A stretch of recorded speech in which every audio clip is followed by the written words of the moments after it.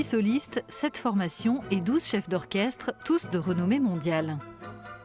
C'est le casting du 10e Festival international de musique In Classica organisé par la European Foundation for Support of Culture. Pour de nombreux artistes, il signifie un retour sur scène bienvenu après des mois difficiles en raison de la crise sanitaire.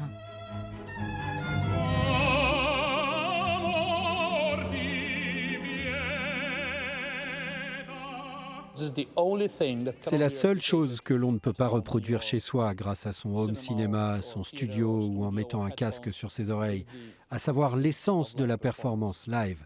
Le ténor va-t-il faire une erreur ou alors chanter divinement bien? C'est ça qui rend les choses extraordinaires, c'est l'inattendu. C'est la seule chose que la technologie ne pourra jamais reproduire.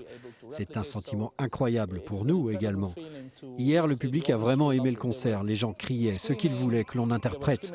C'était merveilleux d'être de nouveau dans cette situation. C'est la première fois que le festival se tient au Moyen-Orient et rien de tel pour accueillir des concerts que le Dubai Opera House derrière moi et la Coca-Cola Arena.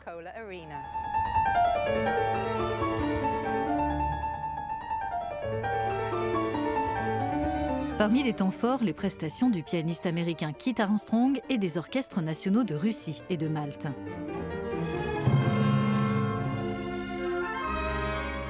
Dans la programmation, on trouvait aussi le célèbre violoniste Gil Shaham. Il nous a confié l'origine de sa passion pour cet instrument. J'ai un souvenir de l'époque où je devais avoir 4 ou 5 ans, j'étais très jeune. Je me rappelle d'une chose qui est arrivée une fois quand mes parents étaient installés à Jérusalem.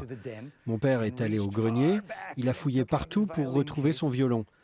Quand il l'a trouvé, ma mère s'est mise au piano et ils ont joué le mouvement lent de la sonate de Beethoven. C'était le menuet de la sonate en sol majeur. J'étais petit, je regardais mes parents. Et ça m'a impressionné, c'était quelque chose d'extraordinaire. Il y a eu une époque où quand je me produisais, j'étais le plus jeune sur scène. Aujourd'hui, quasiment partout, je suis le plus vieux. Ou disons celui qui est le plus d'un certain âge.